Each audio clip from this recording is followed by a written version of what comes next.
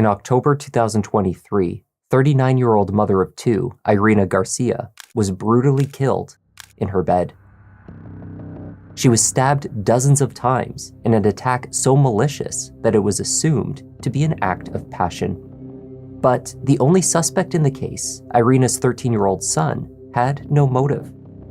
No one could point to any sign that the teen was aggressive or capable of violence.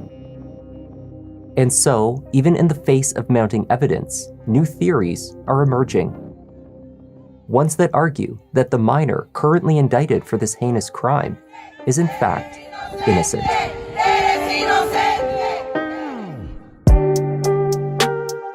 Hi there, I'm Kevin and welcome to Just Thought Lounge.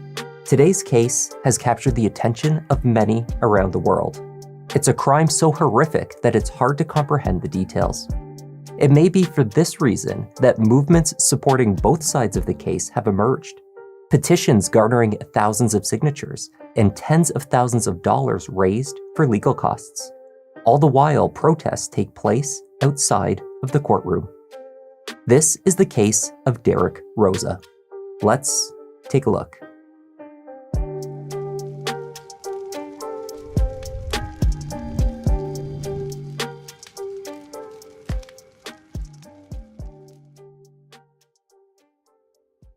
At around 10 p.m. on October 12, 2023, Irina Garcia crawled into her bed at the Amelia Oaks apartment complex in Hialeah, Florida.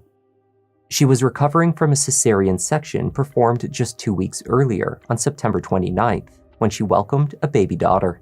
The baby was named Ashley. Irina was also mother to one son, 13-year-old Derek Rosa. Irina shared the newborn with her husband, Frank Ramos, who had also assumed the role of stepfather to Derek. That night, Frank was not at home, telling family that he was somewhere in Georgia. He was a truck driver and away on a job. As Irina settled in and nursed the baby, the night was winding down. By all outward indications, it had been a quiet evening. A doorbell camera captured Derek coming and going from the home earlier at around 8 p.m.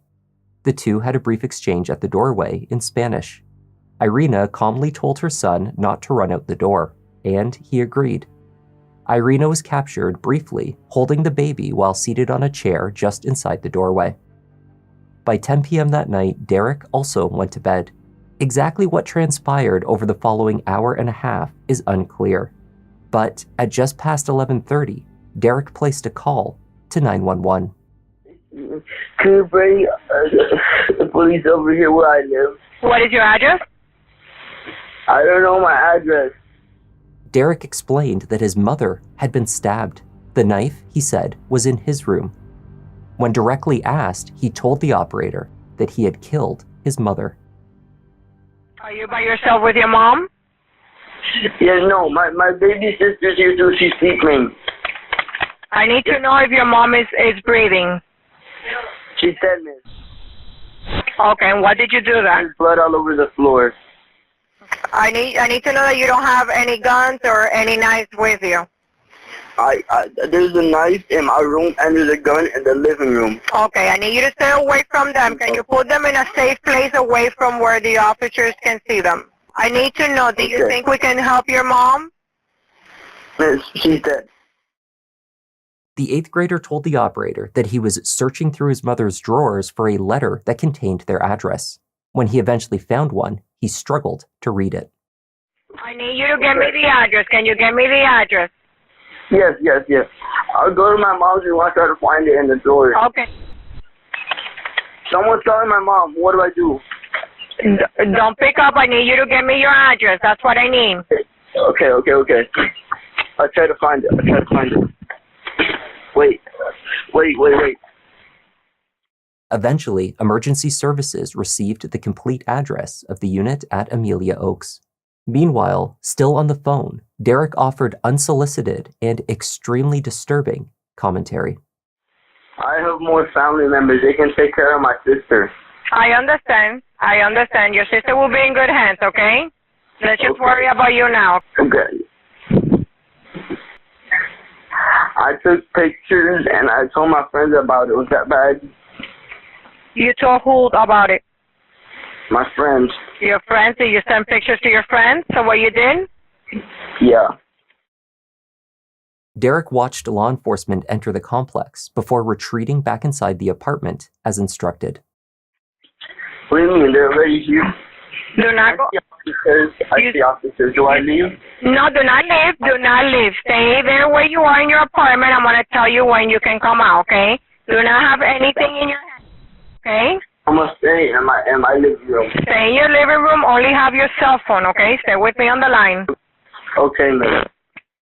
When told by police, the 13-year-old exited his home and was promptly handcuffed and taken into custody. Howdy, police!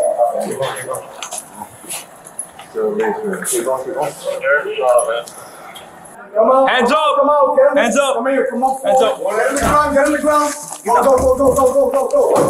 Slow. Go. Sorry.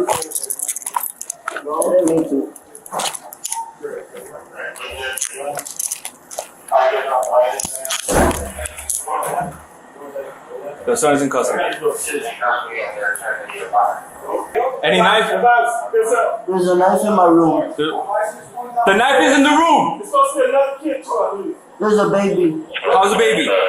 Did you do anything to the fucking baby? No, I did not touch the baby. Yes, sir. Come on. Leave him. Sit over here. Sit. Face down. Lay down. Lay down. Lay down. All the way down. Face down. He's full of blood. Yeah, Sorry. it's okay. Why, bro? Fucking shit. No question.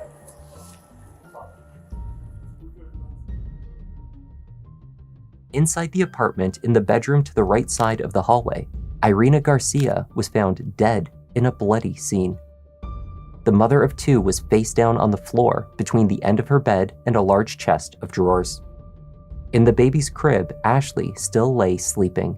She was unharmed. Officers promptly carried the child from the apartment. A search warrant would be obtained for the home, but in the meantime, certain facts were obvious. Irina had been the victim of a brutal attack. She had likely been lying in bed, sleeping, when it began. She had been stabbed multiple times. A bloody knife was sitting out.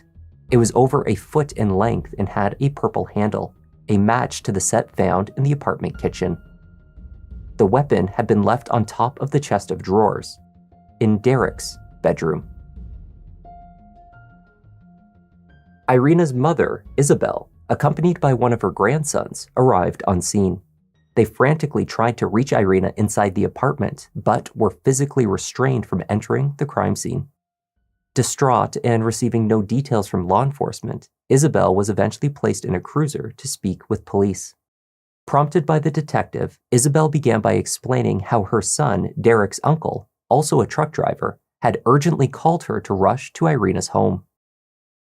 He explained that Frank, Irina's partner, had watched police arrive and arrest Derek through the apartment's ring camera. Isabel attempted to reach Irina after receiving the call from her son around 11:47, but Irina did not answer.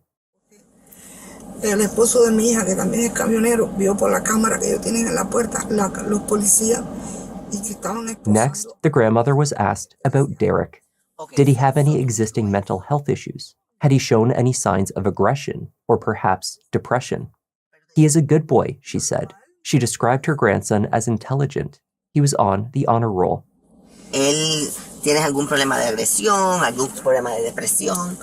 Que usted sepa, no. No. He had no issues with his new sister that she was aware of.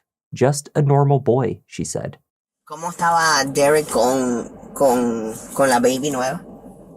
Feliz con su hermanita. Sí, okay. Feliz. As the interview concluded, the detective inquired why Frank had not contacted Isabel directly to warn her of the situation, instead relying on Derek's uncle. I don't know, Isabel replied. The grandmother may not have witnessed any outward signs of distress in the family, but there may have been reason for concern.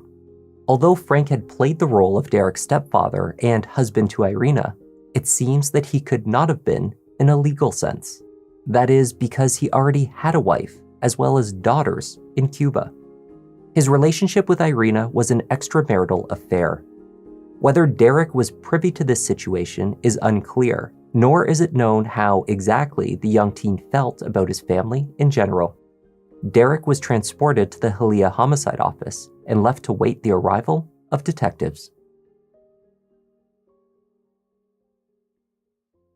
After transporting Derek to a holding cell, law enforcement continued their work at the scene, where they had obtained a search warrant for the home. An observer without knowledge of what had occurred inside would have been forgiven for initially seeing no signs of anything amiss. It was a clean, organized, and generally well-kept home. Baby accessories were positioned throughout the living room and into the open-plan kitchen. A bassinet for the newborn sat on the sofa. A nail stand sat against one wall, where clients of Irina's would have had their manicures and pedicures done. This portion of the home was mostly in order, if a bit full of items needed for the baby. Though, upon closer inspection, there were chilling clues that a murder had taken place. A handgun was left sitting on the sofa. The sleeve to a large kitchen knife sat out on the kitchen counter. On the tiled floor, small smears of what appeared to be blood left a trail from the living room, down the hallway, and towards the bedrooms. From the doorway of the master bedroom, a similar red substance had pooled. Cases for 2 handguns sat open on the bed, the guns taken into other rooms. There was evidence of Derek rifling through drawers, paperwork, and letters, searching for his address. There was also a notable trail from the master bedroom to the ensuite bathroom. To some extent, there had been a cleanup, though it was extremely limited. The bedroom at the end of the hall contained many of the hallmarks of a 13-year-old boy's room. Toys were sitting out, including a stuffed teddy bear on the chest of drawers. Cartoonish sketches decorated the walls. A badge reading Big Bro was pinned to the mirror, and an honor certificate for Derek Rosa from I Matter Academy, a local middle school, was framed proudly next to the bed. On the comforter, investigators recovered loose bullets, and the bedspread was lightly stained with what they assumed was blood. Then there was the knife. Closer inspection of its tip showed that it was broken. A piece matching the broken tip would later be recovered during the autopsy. The medical examiner concluded that Irina had been stabbed a total of 46 times. She had sustained injuries to her front and back. The wounds to her chest were thought most likely to have been fatal. There were also signs that Irina fought back. There were defensive wounds on her hands.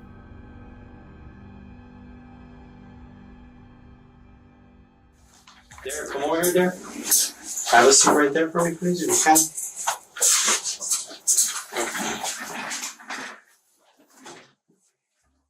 Derek Rosa was placed in an interview room with 2 detectives. The 13-year-old was given his Miranda warnings, and he waived his right to an attorney. Detective Joseph Arasagi of the Hialeah PD would later testify that he was confident that the young teen understood these rights as explained to him and was not continuing to speak with him under any duress. Perhaps predictably, that assertion would later come under scrutiny. Nonetheless, Derek did speak openly with detectives, and what he said was deeply disturbing. So you went to sleep around 10? 10. Okay, and then what? I woke up and I went to the kitchen. I grabbed one of the kitchen knives and then I went to our room and then I It's okay, you can say it. killed her. You killed her? Alright. What type of knife was it, do you know? It was just a big size kitchen knife. That big? Yeah. What color was the handle? Purple. Purple? Yes. Okay. Your mom was sleeping? Yeah, she was sleeping. Okay.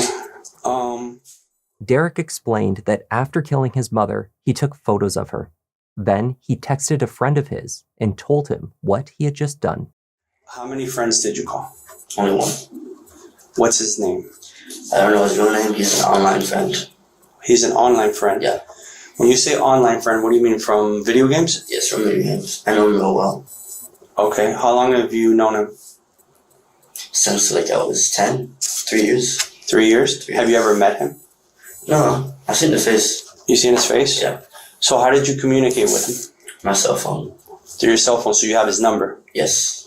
And you don't have him stored under a certain name, or you have him stored under a gamer tag? I have him. I made up a name for him. You made up a name for him? Yeah. What name did you make up from? Sweden. Sweden? Sweden. SWEEDEN. Okay. How often do you talk to Sweden? Every weekend. Every weekend? Yeah. Okay. So you called Sweden. And what did you tell Sweden? So then what I did. What exactly did you tell Sweden when you say what I did? I killed my mom. Derek admitted to sending Sweden 3 photos, 2 of his mother, which showed what he had done to her, and 1 of himself. In that selfie, he posed joyfully with one slightly bloodied raised hand. Sweden's real identity, if it has been determined, has not been made public. Derek's cell phone, as well as an iPad and laptop, were taken from the scene. Because much of his correspondence was with other minors, many details of the communication from these devices have not been made public. His search history, however, has been. The most recent typed searches into Google on the 13-year-old's phone began at 6 p.m. on the evening of the murder. The history showed searches for what is the best place to stab someone? The carotid artery image diagram. Is a small knife good for killing? Is it easier to kill someone with a small knife? Can a small knife cut through bone? And finally, image of machine gun. Derek told detectives that the next thing he did after the stabbing was access his stepfather's 2 handguns, removing them from their cases and loading them. After doing so, he said he didn't want to use one, presumably on himself, and so instead, he set them aside and called 911. At first, I cut her right here. And her neck? It's like a type of vein that goes to your neck right here on both sides. Okay. And if you stab here, a lot of blood springs out right Do you know what that's called? Like an artery or something. An artery? Yeah. Okay. The interview ended after Derek was asked the one question he seemed unwilling to answer. Why did he kill his mother? So you were about to tell me the why. Why did you kill your mother? Do you know? If I have to say it now, Yeah, get it off your chest. Absolutely. I can wait for a lawyer. Okay, at this point, you want a lawyer? Maybe not. We can't. No, listen. Just so you understand, okay? You have mentioned or asked us, should you wait for a lawyer? We're not here to advise you on whether to talk to a lawyer or not. That decision is yours, okay? But if you are requesting a lawyer at this point, we can't interview you any further. You understand? We have to stop the interview. Okay. Do you want us to stop the interview? Yes. Okay. If investigators still had any doubt as to who was responsible for Irina Garcia's brutal stabbing, it was dispelled when police accessed the data on Ashley's baby monitor. Placed just in front of the crib, images from the monitor also captured the side of Irina's bed. These showed a tender moment between mother and daughter at 10:20. Then, a second image, captured less than an hour later, showed a figure who resembled Derek Rosa, leaning over his sleeping mother.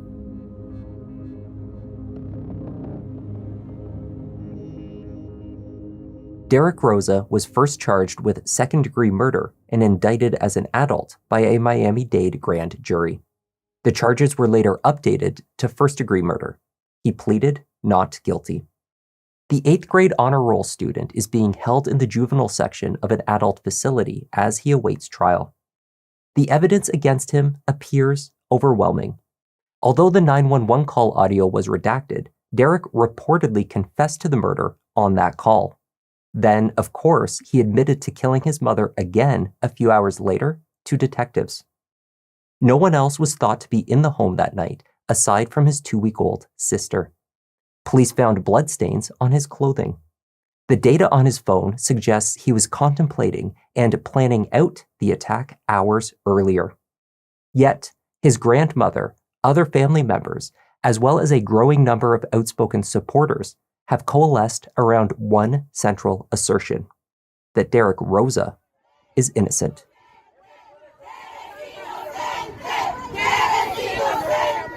At a hearing in April 2025, Derek's family was joined by more than 50 supporters who traveled to the courthouse from across the country. Many packed the courtroom to listen to the judge and attorneys address the case, and afterwards chanted outside of the building.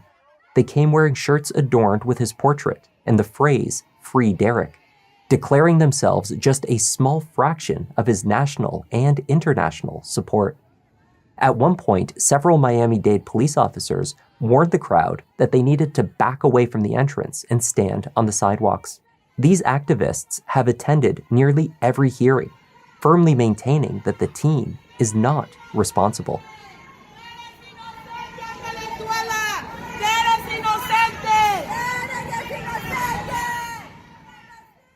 I am here along with all these moms right here next to me, okay? So we're not affiliated with any source. We're here by our own selves, voluntary. We're here to support Derek Rosa's case. We want Derek Rosa's freedom. We don't want Derek Rosa's rights to be violated any longer. His constitutional rights is being violated as well. We want Derek Rosa's freedom. We want justice for Irina Garcia. We want the real person who committed this passion crime to be charged fully. Derek Rosa did not do it. He's a child. I'm here because I believe in Derek's innocence. And I like to see him free. I like to see justice for Irina. And this child, Derek Rosa, I know, I believe he is innocent. The movement is most visible on TikTok, where a growing number of primarily Spanish-speaking women post videos criticizing Derek's treatment. Some claim a conspiracy has been mounted against him. Derek Rosa es completamente inocente. Derek Rosa es inocente. I believe that he is innocent of all charges. He is a child. He can easily be manipulated by an adult. I believe there was more than one person in that scene. We hear noises in the background of the 911 call. I strongly believe that he's innocent and he was manipulated by someone else around that scene. An obvious point of contention is Derek's confession. At a preliminary hearing, Detective Arosagi defended the decision to question the 13-year-old without a lawyer or any adult present. He testified that Derek acknowledged that he was an A student and that he could read. He was confident that his comprehension was sound. But Derek's supporters say that nothing that the young man stated in the interview can be trusted. He was escorted to the homicide office by armed officers and interviewed by armed detectives, they say. This would have been intimidating, particularly after experiencing the trauma of losing his mother. There have been no direct accusations of mistreatment, but to offer transparency, footage showing his arrest and treatment in custody has been released by the Hialeah PD. This includes the period he was held in the back of the cruiser on scene and his transit to the station right up to the moment that he sat down with Hialeah detectives. But there are questions surrounding his decision to waive his rights. In the interview room, he could not provide his address or telephone number. He told detectives that he did not have initials. He could not read or define the word coercion, and he did not know what an attorney was. There, come over here, there. Have a seat right there for me, please, if you can.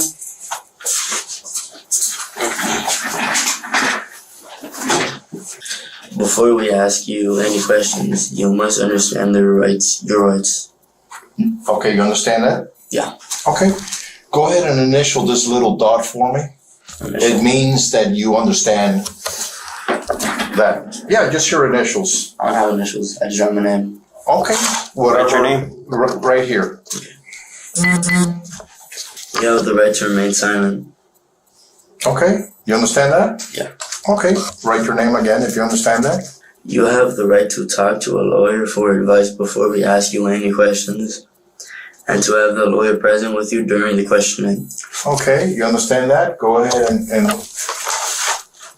I am willing to make this statement and answer questions. I do not want a lawyer at this time. I understand and know what I'm doing. No promises or threats have been made to me. No pressure or coercion. That's that we're forcing you to do something. Okay. You understand? Whatever you're doing on your own voluntarily basis, making an educated decision for yourself, okay? Okay. Keep on. And if you want a chance to explain yourself, the only way that we would be able to take your statement is if you agree to talk to us without the presence of an attorney. If you do, go ahead and sign right here. What's an attorney? An attorney is someone that can represent you in legal matters. Okay? You know what a lawyer is? Yeah. It's the same thing. Yeah, same thing. By you signing that, you're wanting to give us a statement without the presence of a lawyer. You understand that? Yes. Is that your wish? Yes, my wish. Okay. What's your address? I have no address. Okay. What's your telephone number? You don't know it either? No. Okay. What type of phone? In June 2025, during a hearing in Miami-Dade's criminal court, defense attorneys argued that the confession was obtained without Derek fully understanding his constitutional rights. They claim he was unaware of the implications of speaking to detectives without a lawyer present, which they argue is a serious violation of his procedural rights. They are seeking to have the confession removed as evidence at trial. Derek is being represented pro bono by defense attorney Jose Baez, whose clientele includes Casey Anthony and Harvey Weinstein. Hello, my name is attorney Jose Baez, and I'm the lead defense attorney for Derek Rosa. Derek would like to thank everyone for all of their well wishes and interest in his case. This has been an incredibly difficult time for both Derek and his family, and we would like to take this time to thank everyone for their prayers. Having said that, Derek faces a long fight ahead, and many people have offered to assist in his defense. And I'd like to inform you that we are currently working on setting up a defense fund on behalf of Derek that will be managed by a third-party attorney in their trust account to assist in his defense. Now, when I say to assist in his defense, I'm referring strictly to costs that may be involved. And the reason for that is that this is a case that my law firm is taking on pro bono. We have not taken one penny from the Rosa family or Derek or anyone else to represent him. We're doing this because this is a fight and a cause that we believe in. And it is a principle that the Baez law firm stands firmly behind.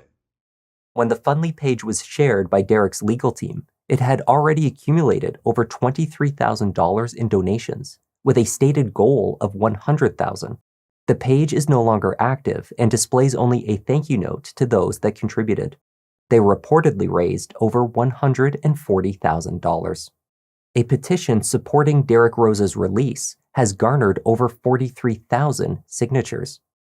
Conversely, a Change.org petition calling for Derek to be tried to the full extent of the law in the interest of justice for Irina has only earned just over 1,000 signatures. There are two potential directions that his defense could take. The first is mental illness, and the second that another suspect is actually responsible for the murder. Defense attorneys have pointed to Derek's diagnosis of ADHD in 3rd grade, followed by a subsequent diagnosis of autism years later. It is uncertain, they say, to what extent these conditions influenced the teen's behavior. More time has been requested before trial for qualified psychiatrists to meet with Derek for multiple sessions over an extended period of time. Prosecutors questioned Rosa's attorneys if they plan to bring in mental health experts as witnesses. Rosa's attorneys said they weren't ready to provide details on that. The topic of mental health caught the judge by surprise and told Rosa's attorneys if they plan to raise insanity in trial, they need to let the court know as soon as possible. Further complicating an already complex case, defense attorneys have recently posited an alternative theory of the crime, one that suggests another suspect may have been present at the scene. That person, they suggest, is Derek's stepfather, Frank Ramos. This theory emerged after Facebook messages, as well as a recorded conversation between Frank and an undisclosed female, allegedly included details of the crime that the defense says only the killer would know. In the messages, Frank allegedly wrote about Irina's precise reaction to the killer, what her movements were upon getting out of bed. They spoke of her cry for help, the struggle with the attacker, and the spot where she ultimately collapsed. The stepfather does not claim to have received details from Derek Rosa. He says that he invented them based on his observations of the crime scene. To this, the defense points to Frank's lack of expertise. He is neither an expert in blood spatter nor experienced in observing, processing, or handling crime scenes. How could he have deduced such a detailed and descriptive timeline of the murder? According to Baez, the level of detail in Frank's descriptions suggests he might have actually been there, or somehow witnessed the murder. Obviously, Frank and the state prosecution dispute this assertion. Indeed, Derek offered his stepfather an alibi more than once on the night of the murder, first on the 911 call, then in his interview. Okay, go ahead. What's his name? It's Frank Ramos. No, he's a truck driver, and he's driving trucks far away. And my stepdad's calling me. Do I answer? No, stay with me on the line until the officers get there, okay? I'm sending you help. And since he's a truck driver, he wasn't at home, he was far away. Okay. So I went into the closet. I found his book bag because he goes shooting at gun ranges. Okay. I grabbed the gun. Baez's team are attempting to dismantle Frank's alibi. They have requested his work records to verify or disprove his assertion that he was in Georgia at the time of the murder. They have also requested a second interview with a coworker who could cast doubt on his alibi. That coworker had reportedly been previously hesitant to confirm that a trailer exchange had taken place between the two. In response, the prosecution has stated that GPS and other evidence confirm Frank was traveling on I-95 and eventually reached Georgia while the murder took place. Online, suspicion towards Frank has been brewing since Derek's arrest. Most of the accusations stem from the stepfather's alleged motive to have his second wife or partner in America killed in order to be with his other family in Cuba. These rumors were inflamed after Derek's defense team pointed to records showing that Frank made a curious purchase 1 month after Irina's death. They say he bought 3 plane tickets from Cuba to Florida. Presumably, he was arranging to bring his family to visit or to join him. Then, only weeks later, photos posted online allegedly showed his Cuban wife holding baby Ashley. At a recent hearing, Derek's defense team asserted that images already released to the public are biasing the jury pool by positing a narrative that has not been established. For example, has it been proven that the image from the baby monitor of a male figure leaning over Irina in bed was in fact Derek Rosa? If so, was that photo from the exact time when the murder took place? To the speculation that he was involved in Irina's murder, Frank has stated, "I don't have to explain myself. The prosecution is handling all of this." And he insists that he too is a victim in this case. Derek Rosa, now 14, is currently being held at the Metro West Detention Center, an adult facility, awaiting trial for first-degree murder. Tentative dates to begin trial have been set and repeatedly pushed back. Multiple attempts to have Derek transferred to a juvenile facility have failed. At the time of publication, Derek's next hearing is scheduled for July 2025, and the trial is to commence in September. His many supporters will no doubt be there for him.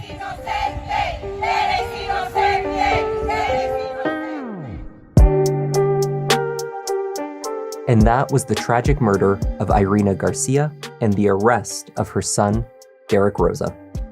Many thanks for watching and supporting our channel, and a special thank you this week to Sharon, Maria Connor, Gloria Engelson, and Stephanie Parmelo for joining our Members Lounge. Your extra support goes a long way. I'm Kevin, this is Just Thought Lounge, and I'll see you in the next one.